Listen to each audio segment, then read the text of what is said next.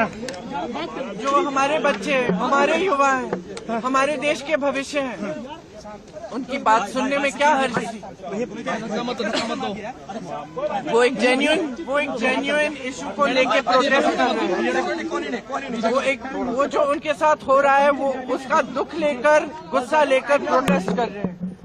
तो जो उनके रिप्रेजेंटेटिव्स हैं, हम सारे, हमारी जिम्मेदारी बनती है कि उनकी आवाज हम ऊंची करें और उनकी आवाज हम बुलंद करें और उनके सपोर्ट में हम खड़े हैं, क्योंकि उनके साथ जो कल हुआ वो एकदम गलत हुआ।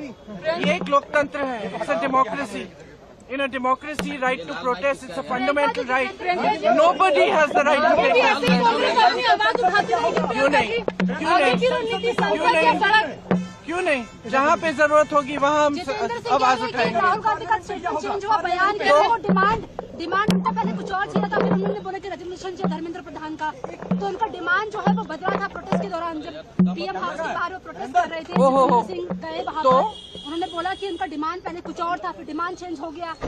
हमारे डिमांड बहुत स्पष्ट है और हम शुरू से ये डिमांड कर रहे हैं। जो एजुकेशन सिस्टम एकदम ब्रोकन है उसको हमें दुरुस्त करना है, उस सिस्टम को ठीक करना है।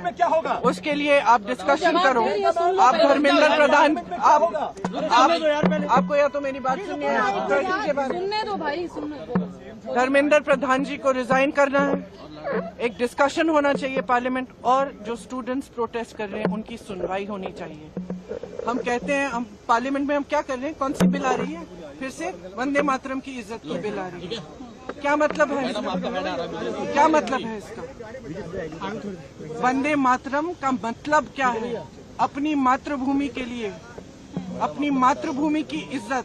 तो ये क्या है? हमारी मातृभूमि लोकतंत्र है। ये बच्चे कौन है? इन्होंने तो डाला है हमें संसद में, इन्हीं के तो वोट से हम पहुंचे हैं संसद में। संसद उनका है, लोकतंत्र उनका है, देश उनका है। आप उनके बारे में नहीं सोच रहे हो? उनके लिए बिल क्यों नहीं आ रही है? एजुकेशन सिस्टम के ओवरहॉल के लिए। एजुकेशन सिस्टम में जो पैसे खर्च रहे हैं 1.4 लाख करोड़ रुपए, आपने कभी सोचा है अडानी और अंबानी के लोन कितने माफ हुए? 16 लाख करोड़ 16 लाख करोड़ उनके लोन माफ हो रहे हैं। और एजुकेशन, पूरे देश के एजुकेशन में आप 1.4 लाख करोड़ डाल रहे हैं। डिस्कशन होना चाहिए, डिस्कशन होना चाहिए। जो स्टूडेंट्स कह रहे हैं उनकी सुनवाई होनी चाहिए, उन पर लाठियां नहीं बरसानी चाहिए, उन पर आंसू गैस नहीं डालना है। छोटी छोटी बच्चियां हॉस्पिटल में हैं, उनके पेरेंट्स की हालत देखिए।